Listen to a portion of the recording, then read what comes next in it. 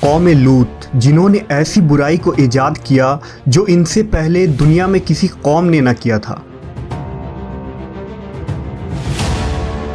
ایسی بدکاری جس کی مثال تاریخ میں کہیں نہیں ملتی۔ اس قوم نے ایسا کیا کام کیا تھا اور ان کا کیا انجام ہوا؟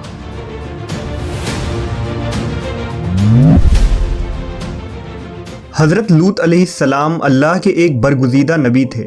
آپ کے والد کا نام ہاران تھا جو تاریخ کے بیٹے تھے۔ آپ کی پیدائش عراق کے قدیم شہر اور میں ہوئی تھی۔ اس شہر میں ابراہیم علیہ السلام کا مسکن تھا۔ دراصل لوط علیہ السلام کے والد ہاران حضرت ابراہیم کے سگے بھائی تھے، یعنی حضرت لوط علیہ السلام حضرت ابراہیم کے بھتیجے تھے۔ چونکہ حضرت لوط علیہ السلام کے والد ان کے بچپن میں ہی انتقال کر چکے تھے، لہذا حضرت لوط کو حضرت ابراہیم نے بیٹا بنا کر پالا تھا۔ آپ حضرت ابراہیم پر سب سے پہلے ایمان لانے والوں میں شامل ہیں۔ آپ حضرت ابراہیم کے زمانے میں اہل سدوم کی رہنمائی کے لیے نبوت کے منصب پر فائز ہوئے۔ حضرت لوط کے بہت سارے معجزات ہیں۔ آپ جس وقت بارش کے لیے دعا کرتے تھے تو آسمان بادلوں سے بھر جاتا اور خوب بارش ہوتی تھی۔ حضرت لوط جس پتھر پر سر رکھ کر سوتے، اس پتھر پر آپ کے سر مبارک کا نشان بن جاتا تھا۔ سدوم وہ علاقہ تھا جہاں لوط علیہ السلام مبعوث فرمائے گئے۔ سدوم کے آس پاس 5 نہایت ہی خوبصورت شہر آباد تھے، جن میں سے ہر ایک کی آبادی 1 لاکھ نفوس سے زیادہ ہی تھی۔ یہ علاقے نہایت ہی سرسبز و شاداب اور قدرت کی فیاضی کا حسین شاہکار تھا۔ یہاں باغات کی کثرت تھی، لہلہاتی کھیتیاں یہاں کی ضروریات سے کہیں زیادہ تھی۔ اردن، شام اور اسرائیل کے درمیان بسا ہوا یہ علاقہ نہایت ہی زرخیز تھا۔ وہاں طرح طرح کے اناج، پھل، میوے بکثرت پیدا ہوتے تھے، اور یہی وجہ تھی کہ آس پاس کے بستیوں کے لوگ بھی اپنی معاشی اور غذائی ضرورت کے لیے ان بستیوں کی طرف آتے تھے۔ مگر یہ بات اہل سدوم کے لوگوں کو بالکل بھی پسند نہ تھی۔ ان کے خیال میں ان کی بستیوں میں پیدا ہونے والے پھلوں، اناجوں اور سبزیوں پر صرف ان کا ہی حق تھا۔ وہ نہیں چاہتے تھے کہ دوسری بستیوں کے لوگ ان کے علاقے میں آئیں۔ ایک دن سدوم کے لوگ اس بات پر غور و فکر کر رہے تھے کہ باہر سے آنے والے لوگوں کو یہاں آنے سے آخر کیسے روکا جائے، کہ ابلیس ایک بزرگ کی شکل میں ان کے محفل میں آیا اور کہا، اگر تم ان سے پیچھا چھڑانا چاہتے ہو تو میرے کہنے پر عمل کرو۔ اس اجنبی بزرگ کی بات لوگوں نے بہت توجہ سے سنی۔ ابلیس نے کہا، میں کل بتاؤں گا۔ دوسرے دن ابلیس ایک خوبصورت جوان لڑکے کی بھیس میں آیا اور انہیں اپنی عورتوں کے بجائے مردوں کے ساتھ فعل بد کرنا سکھایا۔ ابلیس نے کہا کہ اگر تم ان بستیوں کے لوگوں سے نجات چاہتے ہو جو تمہاری بستی میں آ جاتے ہیں تو ایسا کرو کہ جب بھی کوئی شخص تمہارے علاقے میں آئے تو تم لوگ زبردستی اس کے ساتھ اپنی خواہش پوری کرو۔ اس طرح یہ لوگ اس بستی میں آنا چھوڑ دیں گے۔ اپنی نفسانی خواہشات کے لیے مردوں سے بدفعلی اس قوم کا دستور بن گیا تھا۔ یہاں بے حیائی عام ہو گئی تھی۔ حکمراں، سردار، رؤسا، ہر طبقے میں گھر گھر یہ عمل پھیل گئی تھی۔ بھری محفل میں یہ لوگ اس فحاشی کے کام کو کر کے خوش ہوتے تھے۔ کوئی بھی محفل اس کام کے بغیر ادھوری سمجھی جاتی تھی۔ خاص کر مسافروں میں سے کوئی خوبصورت لڑکا ہوتا تو یہ لوگ اسے اپنا شکار بنا لیتے۔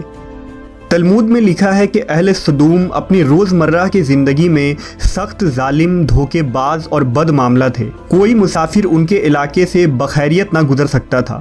کوئی غریب ان کی بستیوں سے روٹی کا ایک ٹکڑا نہ پا سکتا تھا۔ بارہا ایسا ہوتا تھا کہ باہر کا آدمی ان کے علاقے میں پہنچ کر فاقوں سے مر جاتا اور یہ اس کے کپڑے اتار کر اس کی لاش کو برہنہ دفن کر دیتے۔ اپنی وادی کو انہوں نے ایک باغ بنا رکھا تھا جس کا سلسلہ میلوں تک پھیلا ہوا تھا۔ اس باغ میں وہ انتہائی بے حیائی کے ساتھ اعلانیہ بدکاریاں کرتے تھے۔ حضرت لوط علیہ السلام نے انہیں توحید کی دعوت دی اور بدکاری کے اس گھنونے عمل سے توبہ کرنے کا حکم دیا۔ حضرت لوط نے کہا، تم بے حیائی کیوں کرتے ہو؟ کیا تم عورتوں کو چھوڑ کر لذت حاصل کرنے کے لیے مرد کی طرف مائل ہوتے ہو؟ حقیقت یہ ہے کہ تم احمق لوگ ہو۔ حضرت لوط اہل سدوم کو دن رات واعظ و نصیحت کیا کرتے، لیکن قوم پر اس کا کوئی اثر نہ ہوا، بلکہ وہ بہت فخریہ انداز میں یہ کام کرتے تھے۔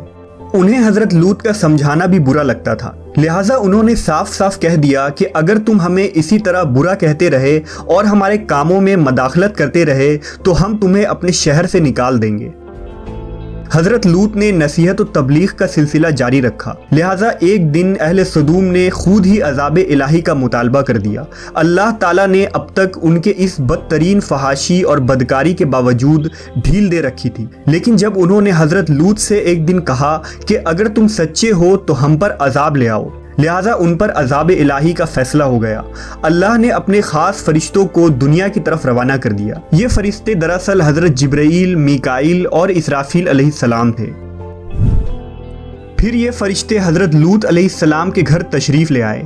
حضرت لوط نے جب ان خوبصورت نوعمر لڑکوں کو دیکھا تو سخت گھبراہٹ اور پریشانی میں مبتلا ہو گئے۔ انہیں یہ خطرہ محسوس ہوا کہ اگر ان کے قوم کے لوگوں نے انہیں دیکھ لیا تو نہ جانے وہ ان کے ساتھ کیا سلوک کریں گے۔ حضرت لوط کی بیوی کا نام وائلہ تھا، اس نے آپ پر ایمان نہ لایا تھا اور وہ دراصل منافقہ تھی، وہ کافروں کے ساتھ تھی، لہٰذا اس نے جا کر اہل سدوم کو یہ خبر دے دی کہ لوط کے گھر نوجوان لڑکے مہمان ٹھہرے ہوئے ہیں۔ یہ سن کر بستی والے دوڑتے ہوئے حضرت لوط کے گھر پہنچے۔ حضرت لوط نے کہا، اے قوم، یہ جو میری قوم کی لڑکیاں ہیں یہ تمہارے لیے جائز اور پاک ہیں، اللہ سے ڈرو اور مجھے میرے مہمانوں کے سامنے رسوا نہ کرو۔ کیا تم میں سے کوئی بھی شائستہ آدمی نہیں؟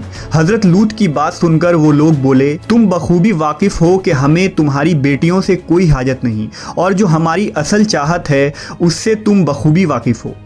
قوم لوط کے اس بے شرمانہ جواب سے اندازہ لگایا جا سکتا ہے کہ وہ فعل بد میں کس حد تک مبتلا ہو چکے تھے۔ جب حضرت لوط علیہ السلام کی قوم ان کے گھر کی طرف دوڑتی ہوئی آئی تو حضرت لوط نے گھر کے دروازے بند کر دیے اور ان نوجوانوں کو ایک کمرے میں چھپا دیا۔ اس بدکار لوگوں نے آپ کے گھر کا گھیراؤ کیا ہوا تھا اور ان میں سے کچھ گھر کے دیوار پر بھی چڑھنے کی کوشش کر رہے تھے۔ حضرت لوط اپنے مہمانوں کی عزت کے خیال سے بہت زیادہ گھبرائے ہوئے تھے۔ فرشتے یہ سب منظر دیکھ رہے تھے۔ جب انہوں نے حضرت لوط علیہ السلام کی بے بسی اور پریشانی کا یہ عالم دیکھا تو حقیقت سے پردہ اٹھاتے ہوئے یوں فرمایا، اے لوط، ہم تمہارے رب کے بھیجے ہوئے فرشتے ہیں، یہ لوگ ہرگز تم تک نہیں پہنچ سکیں گے۔ ابھی کچھ رات باقی ہے تو اپنے گھر والوں کو لے کر چل دو اور تم میں سے کوئی شخص پیچھے مڑ کر نہ دیکھے۔ اہل سدوم حضرت لوط کے گھر کا دروازہ توڑنے پر بضد تھے، لہٰذا حضرت جبرائیل علیہ السلام نے گھر سے باہر نکل کر اپنے پر کا ایک کونا انہیں مارا، جس سے ان سب کی آنکھوں کے ڈھیلے باہر نکل آئے اور بصارت زائل ہو گئی۔ یہ خاص عذاب ان لوگوں کو پہنچا جو حضرت لوط کے پاس بد نیتی سے آئے تھے۔ حضرت لوط علیہ السلام حقیقت حال جان کر مطمئن ہو گئے اور اپنے گھر والوں کے ساتھ رات ہی کو نکل کھڑے ہوئے۔ بیوی بھی ان کے ساتھ تھی، لیکن کچھ دور جا کر وہ واپس اپنے قوم کی طرف پلٹ گئی اور قوم کے ساتھ جہنم رسید ہو گئی۔ صبح کا آغاز ہوا تو اللہ کے حکم سے حضرت جبرائیل نے بستی کو اپنے پر سے اکھاڑ دیا اور پھر اپنے بازو پر رکھ کر آسمان پر چڑھ گئے، یہاں تک کہ آسمان والوں نے بستی کے کتے کے بھونکنے اور مرغوں کے بولنے کی آوازیں سنی۔ پھر اس بستی کو زمین پر دے مارا، جس کے بعد ان پر پتھروں کی بارش ہوئی۔ ہر پتھر پر مرنے والوں کا نام لکھا ہوا تھا۔ جب یہ پتھر ان کو لگتے تو سر پاش پاش ہو جاتے۔ صبح سویرے شروع ہونے والا یہ عذاب اشراق تک پوری بستی کو نیست و نابود کر چکا تھا۔ قوم لوط کی ان خوبصورت بستیوں کو اللہ نے ایک انتہائی بدبودار اور سیاہ جھیل میں تبدیل کر دیا، جس کے پانی سے رہتی دنیا تک کوئی فائدہ نہیں اٹھایا جا سکتا۔ سمندر کے اس خاص حصے میں کوئی جاندار، مچھلی، میڈک وغیرہ زندہ نہیں رہ سکتے، اس لیے اسے ڈیڈ سی یعنی بحر مردار کہا جاتا ہے، جو اسرائیل اور اردن کے درمیان واقع ہے۔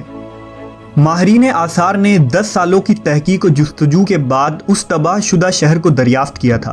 تحقیقات سے پتہ چلا تھا کہ اس شہر میں زندگی بالکل ختم ہو چکی ہے۔ اس شہر کے راستے اور کھنڈرات کو دیکھ کر آرکیولوجسٹ نے یہ اندازہ لگایا کہ جب یہ شہر تباہ ہوا تو اس وقت لوگ روزمرہ کے معمولات کے کاموں میں مشغول تھے اور یہاں زندگی اچانک ختم ہو گئی تھی۔ اہل سدوم جنہیں پتھر بنا دیا گیا تھا، ان کے بت ابھی تک بحر مردار کے پاس موجود ہیں، جو تا قیامت لوگوں کے لیے ایک عبرت ہے۔ آج یورپی ممالک میں انسانی آزادی کے نام پر اس بدکاری کی اجازت دی جاتی ہے اور اس فحش عمل کو فخر سمجھا جاتا ہے، مگر حقیقت یہ ہے کہ ہم جنس پرستی بالکل فطرت کے خلاف ہے، جس سے انسانی معاشرہ تباہ و برباد ہو جاتا ہے۔